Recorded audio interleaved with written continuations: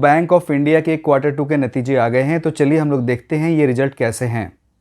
ये इस बैंक का फाइनेंशियल रिजल्ट है और यहाँ सारे फिगर लैक्स में बताए गए हैं।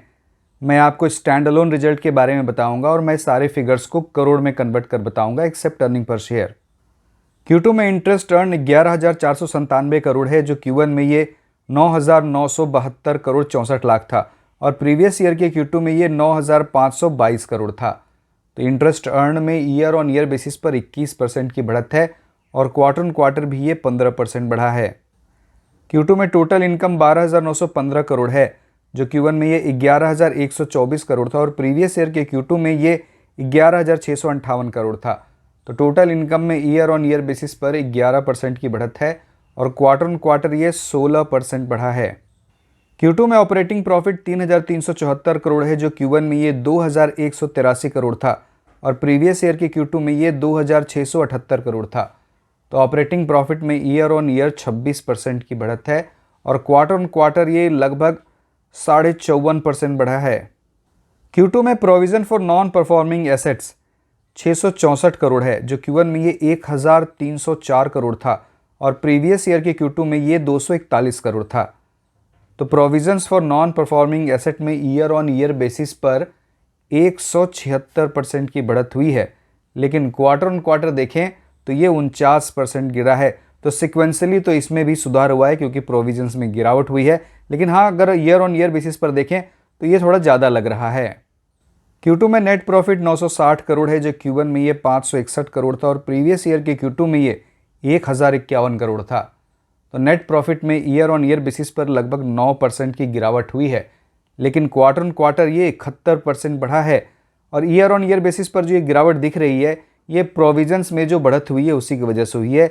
अदरवाइज सिक्वेंसली देखिए इसमें 71% की बढ़त हुई है। Q2 में EPS 2 रुपये 34 पैसे है, जो Q1 में 1 रुपये 37 पैसे था और प्रीवियस ईयर के Q2 में 2 रुपये 74 पैसे था। EPS में ईयर ऑन ईयर 14.6% की कमी हुई है और क्वार्टर ऑन क्वार्टर ये 71% बढ़ा है। अब चलिए हम लोग इस बैंक के NPA रेशियोज़ को देखते हैं।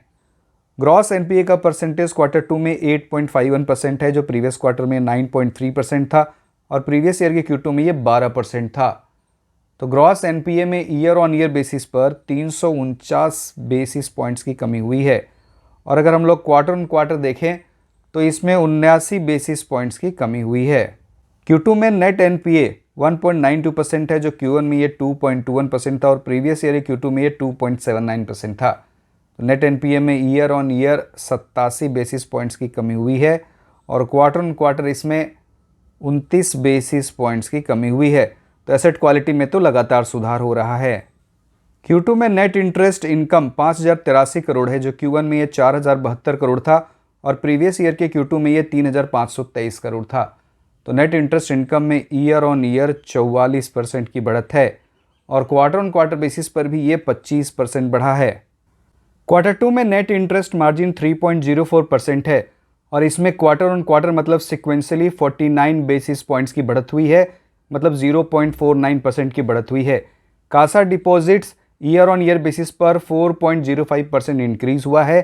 कासा रेशियो 44.12% है और इस बैंक का Q2 का स्लिपेज 0.3% है और इसमें 39 बेसिस पॉइंट्स की कमी हुई है। तो स्लिपेज में सिक्वेंशियली 39 बेसिस पॉइंट्स की कमी हुई है, मतलब 0.39% की कमी हुई है। तो मुझे इस बैंक का रिजल्ट अच्छा लग रहा है। तो इस वीडियो में इतना ही। बहुत बहुत धन्यवाद।